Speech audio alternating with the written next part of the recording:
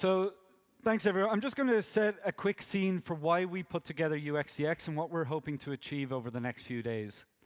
So at UXDX, where it all started from was really working in software. So my background, I've had 20 years working in software development, and I had worked for big enterprises and then thought I can do this, so I went into startups, realized that waterfall way of working doesn't quite work very well if you're just thinking you know what the customer wants. So after that, I went back to enterprise and realized they're still ignoring all the research. They're still ignoring all of the upfront design and iteration. And we're seeing that in the outcomes. So you're seeing, like, back in 2009, it was at 33%, and it's actually creeping lower and lower whenever they test. And so Ron Kohavi here, pictured, he is the kind of ultimate guru in the world for A/B testing. And he's just seeing it sliding in terms of effectiveness. And that's a bit because things are getting harder. We're not just replacing old kind of paper processes. So it's a bit more difficult because we're always having to create something new. And that's where it's difficult because customers, you can't just ask them or expect that if I write up front, this is how they'll behave. But I really feel that our processes are the problem. It's nothing to do with the people. It's not because we've got really bad people and that's why our effectiveness rate is so low. I really believe it's how we're working or not working together is the problem. And that's why we created UXDX. It's to get multiple disciplines together to figure out how to work better. So kind of the typical one would be, you might have the business and IT divide. So the business come up with the idea, management sign it off, and then IT is all just focused about, are we on time, on budget?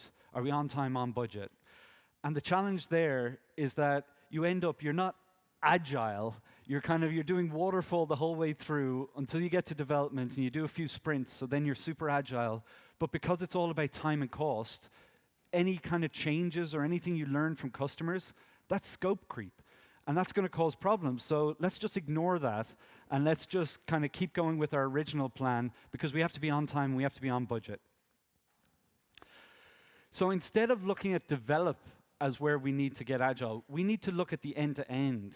We need to be thinking about where our ideas coming from right through until we have satisfied customers.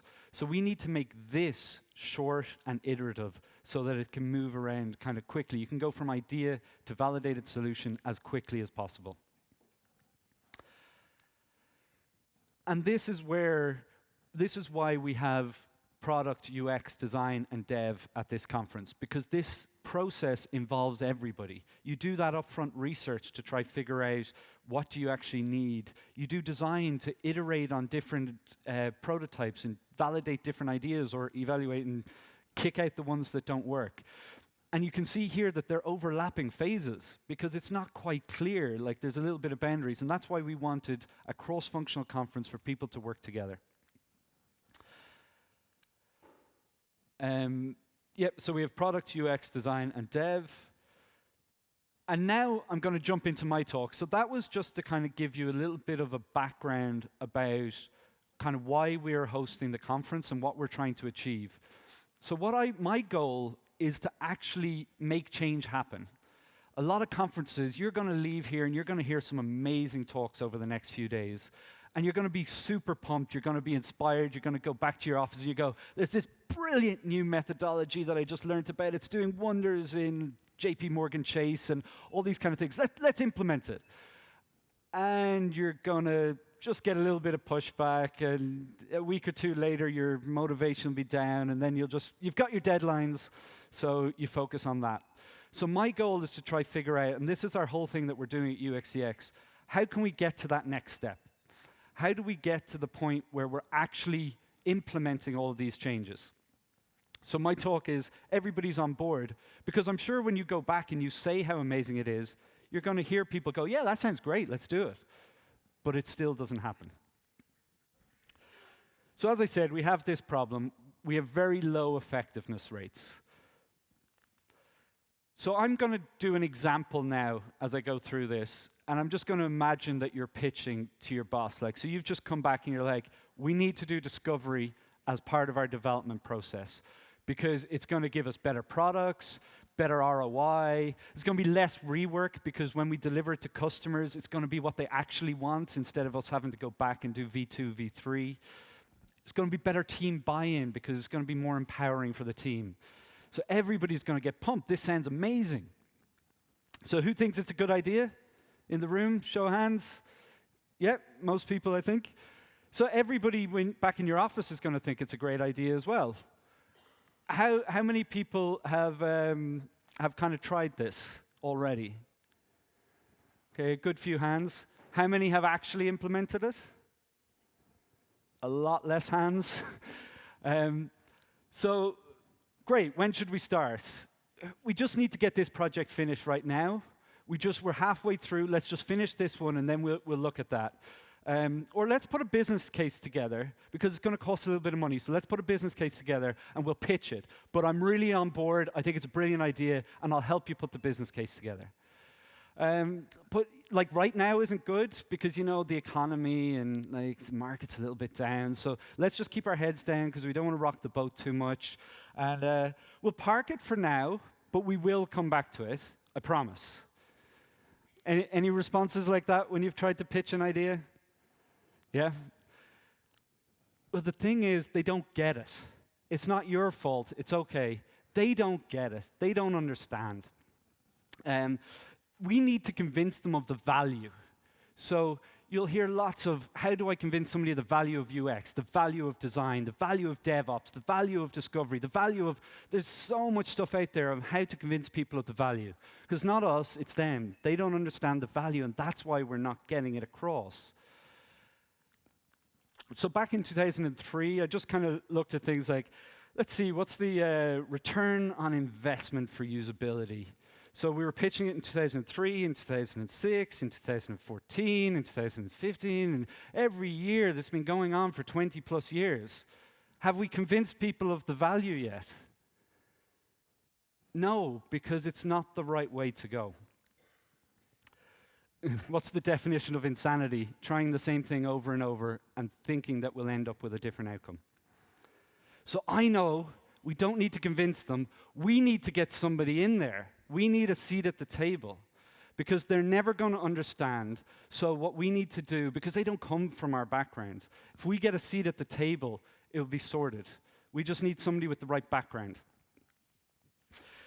So in 2014, we've been saying this, we need somebody at the seat at the table. 2018, designers finally have a seat at the table. Designers stop asking for a seat at the table.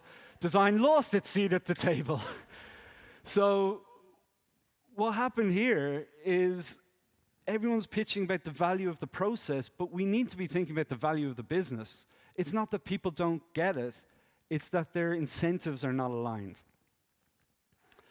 So why is this happening? And now what I want to do for the second half of this is try figure out, like, put yourself on the other side of the table now, and imagine somebody's coming to you asking for this. So the challenge we have to do is figure out, does your boss really care? We all know from research, don't ask somebody, do you like my new product? I just built it. I have a lot emotionally invested in this. Please don't hurt my feelings. So if you ask somebody in research what they think of something, of course they're going to say, brilliant, it's amazing, your baby's beautiful. But do they really care? What are the KPIs that your manager is being tracked on? And I've spoken to so many different companies. All of the super agile ones, they're still, or claiming to be super agile. Did I deliver on time and on budget? Am I predictable? If I tell you we're going to deliver, we're going to deliver. That is by far the most common. And then there's the utilization of resources. So how much percentage of time are people billing to kind of CapEx projects versus OpEx admin work? So you're coming along and you're saying, I want to talk to customers during these kind of phases. So all the way from like new idea, but you're getting down into the detailed analysis and design. You're saying, but rather than like having this big plan up here in our business case, rather than sticking with that, I want to keep talking to customers the whole way through, because I want to really understand, is this what we're we're trying to achieve, or is this what you need? Is this solving your problem? Actually, I want to keep doing it. I don't want to just do it up front. I need to be doing it the whole way through because things change. We kind of learn new information. And there's a name for that, and it's called scope creep. So your manager's hearing that going, I'm being tasked for predictability, and you want to keep changing things over and over and over again. I'll never get anything delivered. So immediately, this is kind of coming up with the culture eats strategy for breakfast. So you've probably already heard that, but the strategy sounds great. Like, let's build these amazing products our customers love. Who's not going to be on board for that? But the culture is on time, on budget, predictable. And that's going to win out every single time because KPIs drive your culture. That's why I'm wearing it as my t-shirt. So the point here is if your KPIs are around on time and on budget, no matter what you try to do, anything around continuous discovery, talking to customers, that's scope creep. And that's going to make it hard to be on time and on budget and predictable.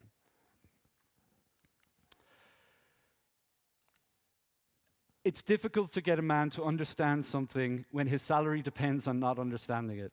It's just a brilliant quote, but that's the kind of gist of it. People aren't bad. They're not actively against it, but they're trying to reconcile this like, okay, that's a great idea, but it's going to cause me a lot of pain and a lot of political problems, and I'm going to have to try solve this. So what we need to do is we need to start with KPIs. And that's been kind of my lesson that I've learned, because I've gone the wrong way of trying to do the motivation, sell the value, do all of that, and you're just hitting your head against a brick wall. So many companies think of software as an assembly line because that's how like the most successful companies were structured in the 20th century. That's where our divisions came from: marketing, sales, operations, IT.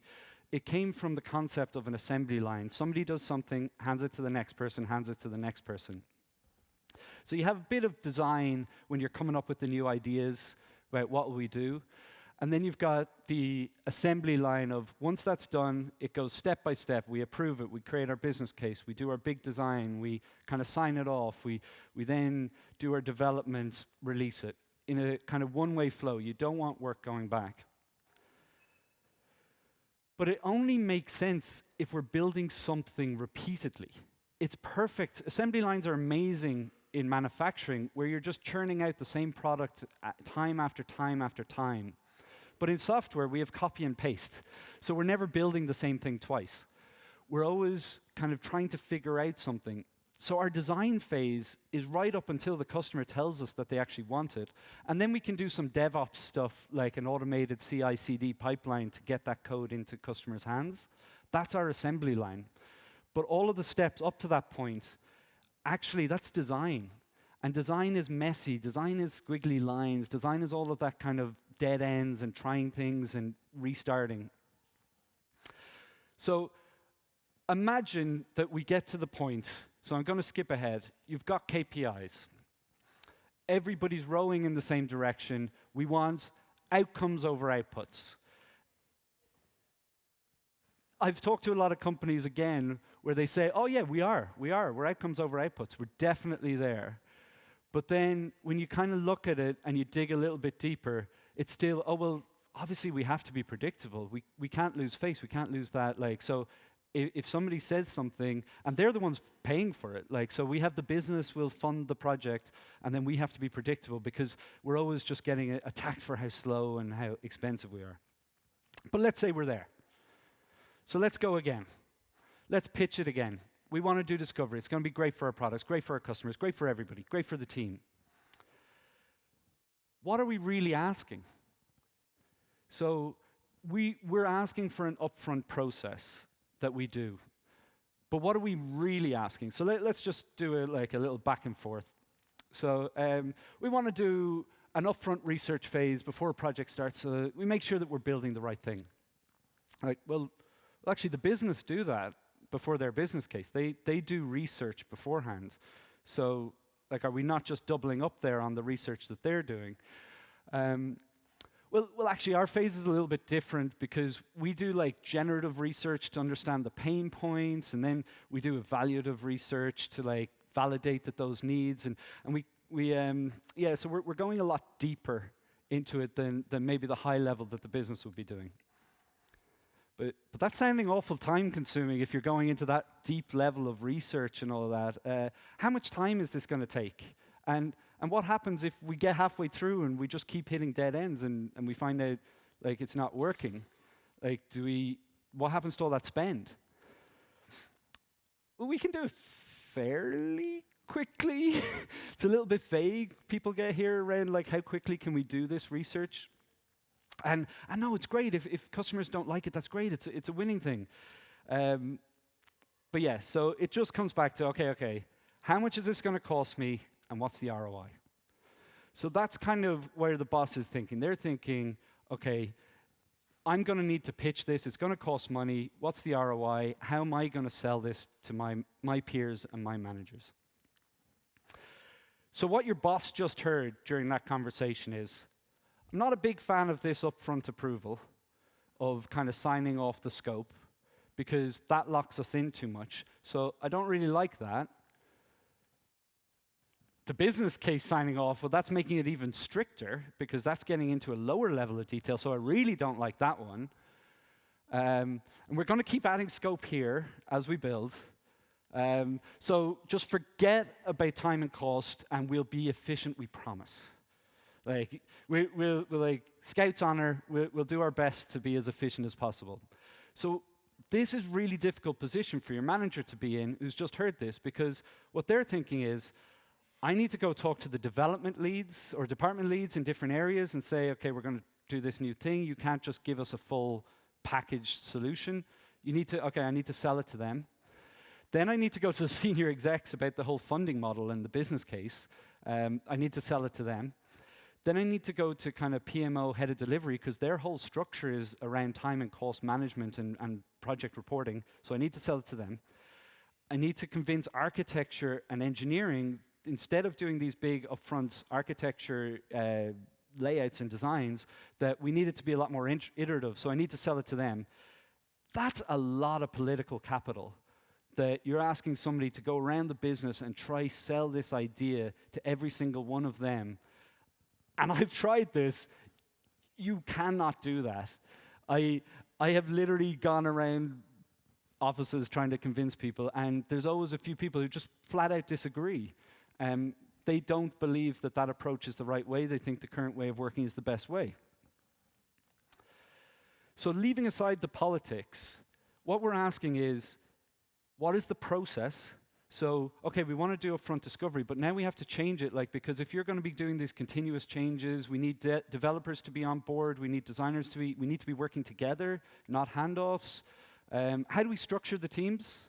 Because we don't want two teams working on the same thing, but if they're all iterating in their own kind of areas, how do we make sure they don't accidentally kind of creep into each other's areas? How do we align on strategy? Because if the teams are kind of iterating and they're a bit more empowered to figure it out, well, we have our business and product strategy. How do we make sure that they don't just start going off in weird tangents? How much should we fund each team? Like, projects are easy. We put together a project, we say it's going to cost this much, we're going to get this ROI, so I know how many people I can put on that team.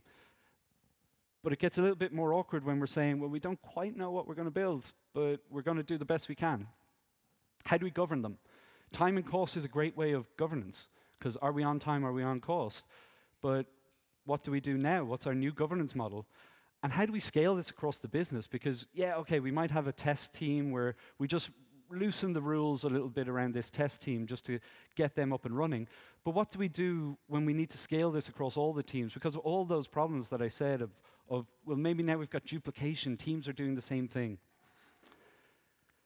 So what your boss just heard was, you're giving me a lot more work to do, and I'm already super busy.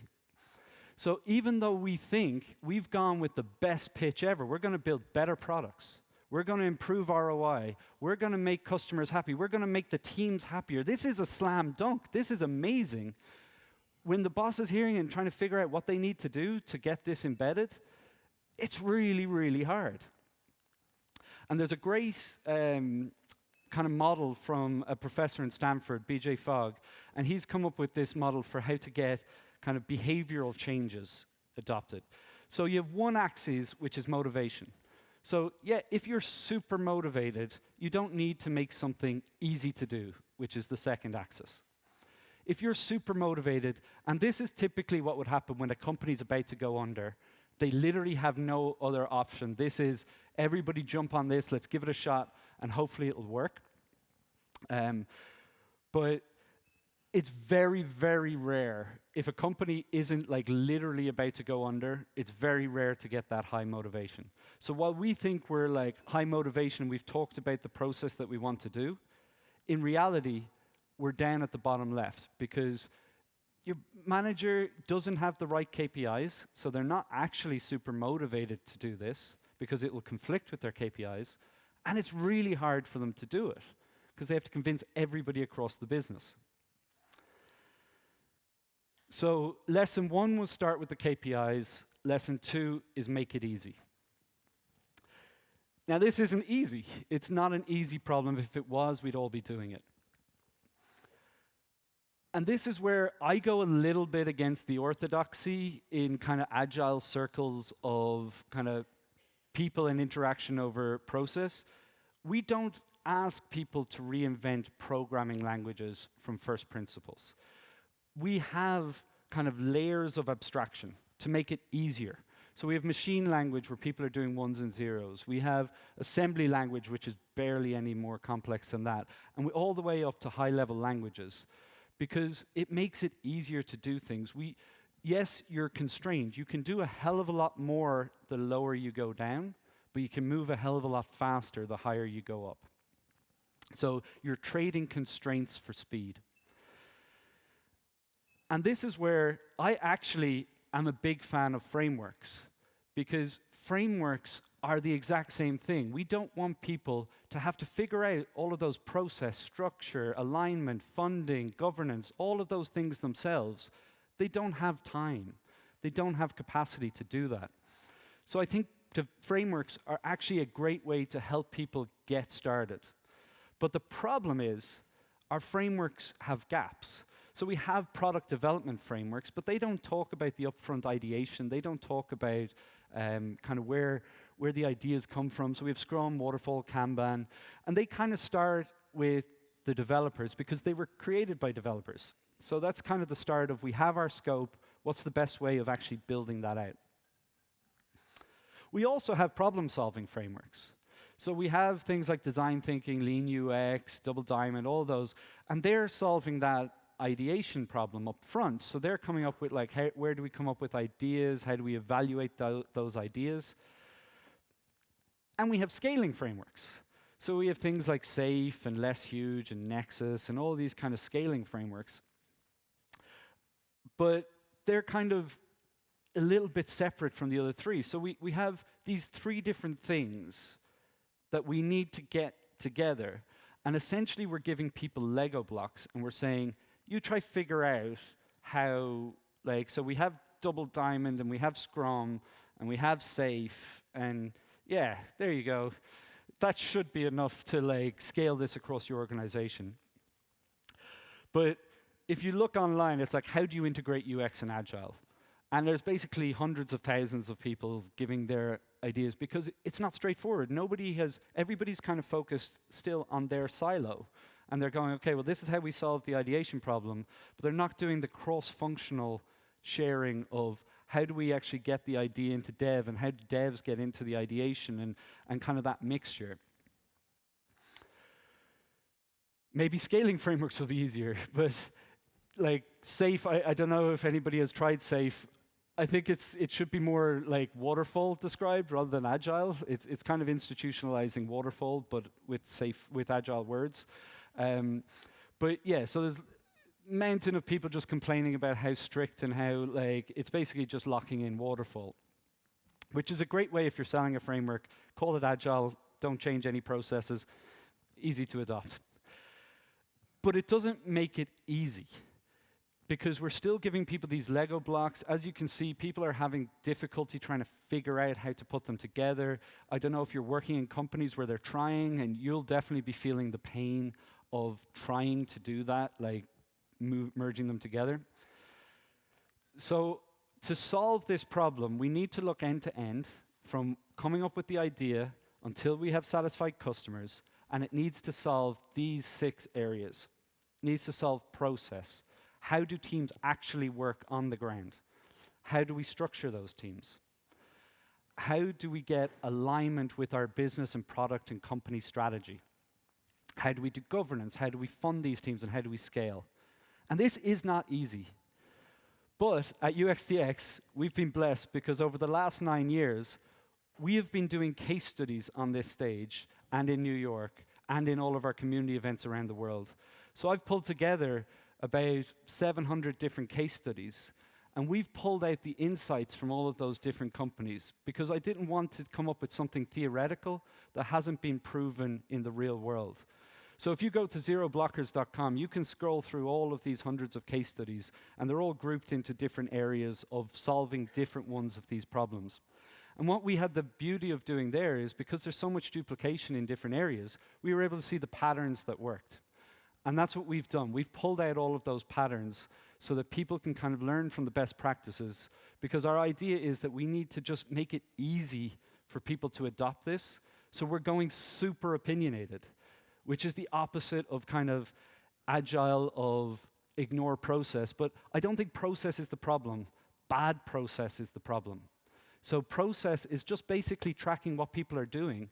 And that could be a lot of cross-functional interaction, or it could be complete silos.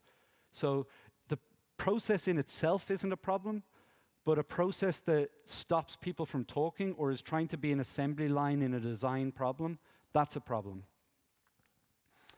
So Zero Blockers is what we've published from our UXDX research, and it covers the end-to-end. And the idea why it's called Zero Blockers is because we need zero blocking dependencies from idea to satisfied customers. So what do I mean by a blocking dependency? One team should own this, and they should not need to talk to anybody else in the organization to go from idea until they're releasing that software to customers.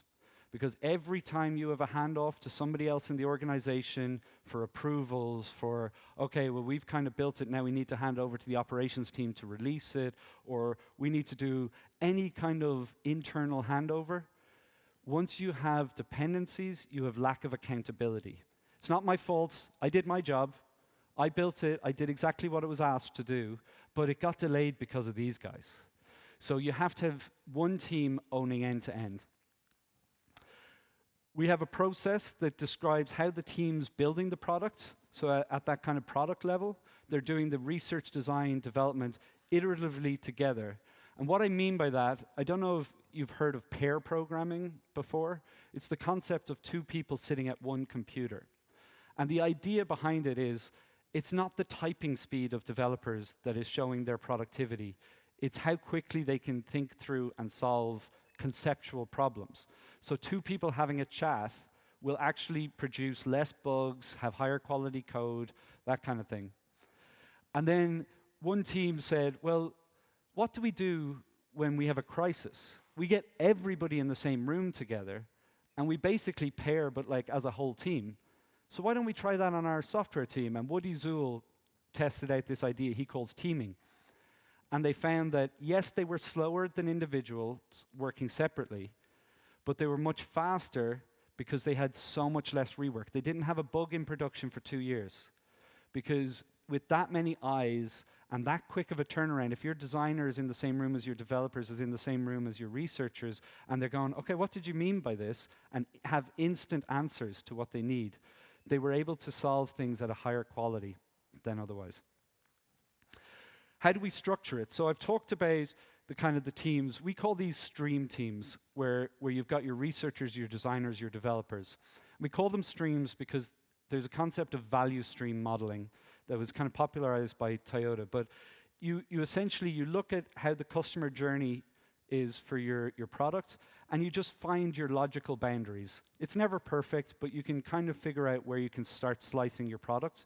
And then you give teams ownership of that little sliver, but it's a vertical slice of the product. So they own the catalog. So that could be a team who are responsible for sourcing new products and getting them up online. You could have a search team who are just responsible for getting all the filters and the data right for the searching and all that kind of stuff. But we need another team above them to get that alignment. So you have the structure of, you can slice up these stream teams, but we also need some layer of managerial oversight to make sure that we have alignment with the strategy. Now, this is where it can get a little bit difficult. It's not telling the teams what to do, but telling them the strategy and the areas to play and what they can do and what they can't. But so you're setting the guardrails, but you're not telling the teams what to do. The next thing on alignment is that you need to have 4 kind of elements to make sure that teams can make high quality decisions. Because the biggest fear for managers is that we give these teams control and then they do stupid things. Like they do things that, I use the example of middle seats on an airline. I worked in 2 airlines, 2 very different segments, Ryanair and Aer Lingus. Ryanair decided people hate the middle seat, so we'll put them there. And if we put everybody in the middle, they'll pay to get out of it. Whereas Aer Lingus, which is a value carrier, said, we'll do a product where you can buy an empty middle seat. So you just pay a little bit extra and we'll guarantee the middle seat is empty so you have more arm room. Now, if you did those options, it's the same problem. People don't like the middle seat and don't like being squashed. But if you swap those in the companies, it would hurt the brand in both ways. So you need to make sure people are doing the right things. So you need shared values and principles. You need to understand, what is it about this company and what do we believe in? Are we low cost? Are we value? You need the strategic context. So what's our product's vision? Where are we going? What's our next 3-year strategy? You need the incentives aligned. So this is our kind of KPIs. You need to make sure that your KPIs are team-based KPIs instead of individual ones when you're working in a cross-functional team. And you do need experience, because you are going to have a very different outcome if you have a team of juniors versus a team of senior people, because they just have more world experience and they know a bit better. And that's how you can get alignment with high-quality decisions. With funding, after we do our slicing into value streams, not every value stream is equal. So we're not going to fund a team, we're going to fund those value streams. And we're going to decide, we'll fund this value stream a little bit less because our strategy doesn't care about that right now.